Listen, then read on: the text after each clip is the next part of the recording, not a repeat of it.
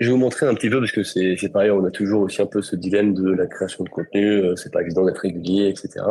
On verra dans la toute dernière partie une automatisation pour se générer des idées à l'infini. Donc ça pourra vous aider à trouver un peu l'inspiration. Moi, personnellement, je m'en sers pour mes propres contenus. Donc, voilà, c'est pas juste un petit truc comme ça qui sert à rien, c'est quelque chose qui m'est utile à moi aussi.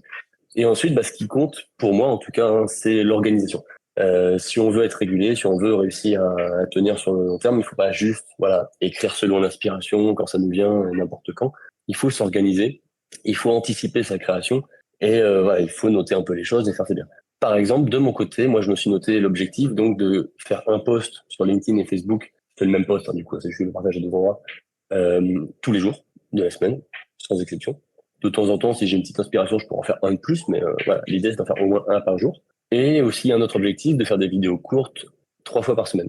Donc tout ça, ça demande de l'organisation, sachant qu'après j'ai encore d'autres objectifs sur des articles à écrire, sur des cours gratuits à écrire sur mon site, parce que j'ai envie de donner beaucoup de valeur avec des cours gratuits, beaucoup. Il y en a 3 actuellement. J'en ai un autre sur le pipeline en train d'écrire, qui est pas encore fini, mais j'ai plein de contenu à créer, beaucoup trop d'ailleurs. Là, je suis un peu parti du coup de cette recherche de l'île en allant un peu partout. Mais en essayant de me refocaliser petit à petit sur les choses qui vont bien. En fait, j'essaie de trouver un rythme de croisière, c'est surtout ça. Et donc voilà, je m'organise, j'organise ma création de contenu pour justement m'aider dans tout ça. Donc vous voyez que j'ai ici toute une partie de planification pour mes vidéos courtes. Donc on voit à droite, ici c'est l'agenda avec les différentes vidéos que j'ai déjà écrites ou publiées et que je vais poster. Donc on voit que sur cette semaine, j'ai déjà monté les vidéos qui vont être publiées, hein, donc elles sont déjà prêtes à être publiées. La semaine prochaine, là on voit que j'ai juste écrit les vidéos, donc il va falloir que je les tourne et que je les monte. J'ai alors ça c'est heureux la semaine prochaine. Et la semaine d'après, j'ai déjà fait les 6 des 2 prochaines semaines que j'ai écrit. Donc là, les shorts, ma stratégie, c'est de faire 6 d'un coup, toutes les 2 semaines. Parce que ce qui se passe, c'est que en général, l'écriture va assez vite, surtout que je peux assez facilement reprendre aussi le contenu de mes posts écrits pour en faire une vidéo. Le tournage, ça va plus vite quand on fait tout d'un coup. Donc, je préfère en tourner 6 d'un coup. Au moins, je suis dans l'ambiance tout le long et ça ne dure pas des plombs parce que ça reste des shorts, hein, ça fait moins d'1 minute. Et après, le plus long, ça reste le montage. Mais voilà, bon, j'en monte 6 d'un coup. Finalement, ça me prend peut-être 1 ou 2 jours et j'ai 2 semaines de prêt à ce niveau-là. Et voilà, après, ce que je fais moi, ici, c'est que j'ai la trace un peu de tous les contenus qui sont écrits, qui sont en cours, qui sont presque prêts. Et dès que je veux en ajouter un nouveau, j'ajoute une nouvelle page. Alors, hop, l'intérêt, c'est d'ouvrir comme ça ici. Je lui mets un titre, ça c'est pour que je la reconnaisse. Donc ça, c'est des titres qui sont un peu les idées que j'avais eues de pourquoi je voulais écrire. Je cherche à m'assurer que j'ai une bonne accroche, que j'ai une punchline. Alors pour moi, ce que j'appelle la punchline, c'est une sorte de petit twist à la fin, une petite conclusion un peu bizarre, ou bien une incitation à laisser un commentaire ou autre. Donc je m'assure que j'ai au moins ces 2 points-là, parce que sinon j'estime que le contenu il va rien faire, ça va pas intéresser. Je mets la date de publication, je mets le format que je veux, hein, voilà, mode de vie, feedback, découverte, détail, concept, arrête X, ça m'énerve, voilà, c'est cette thématique comme ça que j'ai, hein, j'en rajouterai d'autres.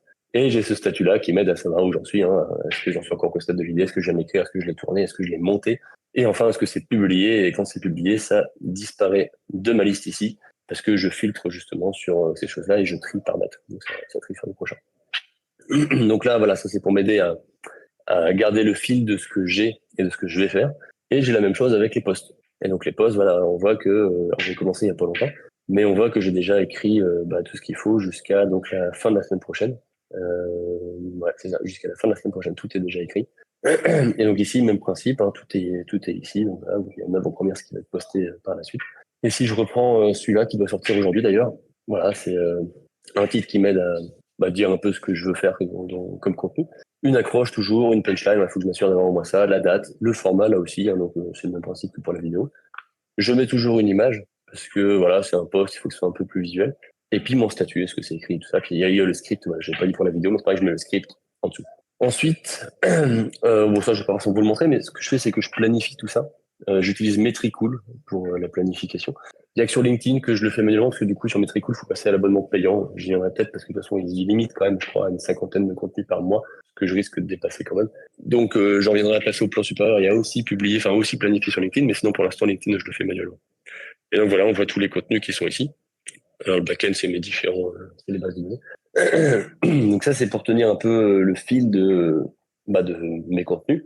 Et après, ce que je fais aussi, c'est que je mets des procédures parce que voilà, je fais la création de tous mes posts en une fois, donc ça me prend peut-être à peu près 2 heures par semaine, et je crée tout d'un coup.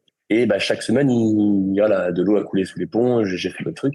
Et c'est un peu difficile de se remettre dans le bain. Donc moi, ce que j'aime faire, c'est me faire une fiche de process, de procédure qui me réexplique de A à Z comment est-ce que je dois écrire mon post. Donc voilà, je récupère mon idée depuis l'outil qu'on verra au 5e jour.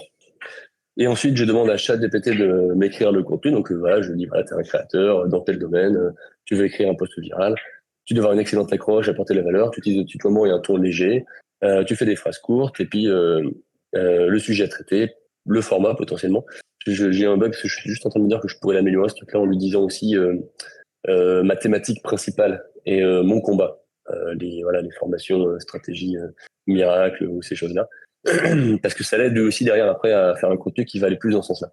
Et après, le contenu qu'il m'a généré, souvent il est très bien, donc en fait je le copie et puis je le remets un peu à ma sauce. Voilà, il y a des phrases qui ne vont pas, il y a des choses qui ne vont pas, je rajoute des choses que parfois il n'est pas toujours très pertinent non plus dans les points qu'il aborde en tant que solution, parce que moi c'est pas forcément ce que j'avais en tête. Mais en tout cas, il m'aide à aller plus vite. Je retravaille un peu le poste. Parfois, ça m'enlève même de même pas travailler, parce que je trouve super les débuts. Mais même si je le retravaille, il me fait gagner un temps fou plutôt que de démarrer la page blanche et puis voilà, de réfléchir à ça. Souvent, je retravaille aussi, c'est l'accroche, parce que l'accroche, bon, il a beau faire des efforts, on va dire, c'est jamais exactement ce qu'il faut. Voilà, donc comme je disais, je corrige le contenu. Et ensuite, moi, je demande une image avec Midjourney. Donc, parce que je m'étais pris un abonnement avec Midjourney. Et donc là, c'est juste après notre conversation où il m'a rédigé le post, je lui dis, ok, c'est cool. Maintenant, tu es instant créatif en IA, là, et je veux que tu m'aides à fournir une image pour le post que tu viens d'écrire. Je lui explique comment Midjourney fonctionne parce que lui, il connaît pas. Et je lui demande voilà, de me dire le prompt que je devrais utiliser pour générer l'image qu'il me faut dans le style que j'aime bien. Moi, c'est le dieselpunk et le comic art. Et ça donne des résultats qui sont pas forcément mauvais. Après, ça dépend après le style, etc. Mais moi, je vois que souvent dans le dieselpunk comic art, c'est toujours un peu le même type d'art qui revient. Donc voilà, ça peut tourner un peu en. Je sais pas si je garderai ce truc-là à la vie, mais en tout cas, ça aide à illustrer. Ce qu'on veut, c'est illustrer en fait. Hein. On s'en fiche si l'image elle correspond tout à fait, tout pile à son truc. Et puis on rajoute quelques hashtags, même si ChatGPT le fait déjà de son côté. Après, il faut les vérifier aussi, même si on a déjà fait des hashtags, c'est bizarre. Et puis j'ajoute ce contenu dans le Notion qu'on a vu juste avant, et je le planifie avec mes free cool. Ça, c'est pour les posts. Et enfin, on va voir ça pour les shorts. Le principe reste un peu le même. Donc voilà, je récupère aussi une idée sur le Slack, comme on le verra le 5e jour. J'écris mon contenu, donc soit je reprends et j'adapte un des posts que j'avais déjà fait, c'est ce que j'ai fait dernièrement, et c'est pas mal, j'aime bien. Soit je demande à ChatGPT de l'écrire, ou alors je l'écris moi-même. Enfin, je pense que je ferai pas. Quoi que les premières vidéos que j'ai faites, je les ai écrites entièrement moi-même. Mais sur les suivantes, je demanderai au moins à ChatGPT de le faire, et après je modifie. Donc là, je change un petit peu le prompt parce qu'on est en train de faire une vidéo. Alors ce qui est rigolo, c'est quand il me génère ça, il me met aussi entre parenthèses les expressions faciales ou les bruitages que je devrais faire en parallèle. Donc c'est assez rigolo. Il met en scène la vidéo. Et après, moi, ce que je fais, c'est que j'utilise Word Counter ici pour vérifier le nombre de mots que j'ai dans mon short, parce que comme je veux pas dépasser une minute, je me focalise sur le fait de ne pas dépasser les 200 mots pour être sûr de rester en dessous de la minute. Sinon ça devient compliqué, puis il faut que tu aies plein de trucs et ça risque de plus avoir de sens. Ça, c'est pour la partie script. Et après, il y a la partie tournage. Donc, il faut que j'ai de la lumière. J'utilise le téléphone de ma femme pour me filmer en frontal, HD, voilà. Je mets les paramètres comme ça, j'ai pas besoin de réfléchir. J'utilise mon téléphone pour le texte, sauf que je n'ai pas de prompt, donc je dois mémoriser les passages au fur et à mesure.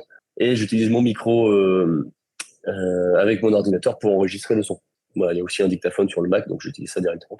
C'est ma méthode pour tourner. Donc voilà, encore une fois, j'écris les étapes, comme ça, j'ai pas besoin de me souvenir de comment je fais. Voilà, si je fais du tournage aujourd'hui parce que j'ai fait mes scripts hier, je sais exactement comment je suis censé faire. Et le montage, même principe, j'explique exactement tout ce que je fais, donc ça c'est un peu plus copieux. Par exemple, moi j'utilise, alors je sais pas si je continue à utiliser, mais c'est un outil de Adobe, podcast.adobe.announce.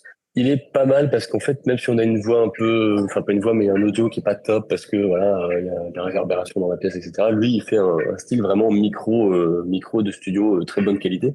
Le problème qu'il a, par contre, c'est qu'il a tendance à, à bouffer un peu les mots, certaines syllabes de ce qu'on dit. Et sur mes premières vidéos, c'est vrai qu'il y a des moments où j'ai pas fait attention et il y a des syllabes qui sont un peu coupées à cause de cet outil-là. Donc je suis pas sûr que je continuerai à utiliser. Je vais utiliser plutôt le modificateur de son qui est dans DaVinci que j'utilise pour les vidéos.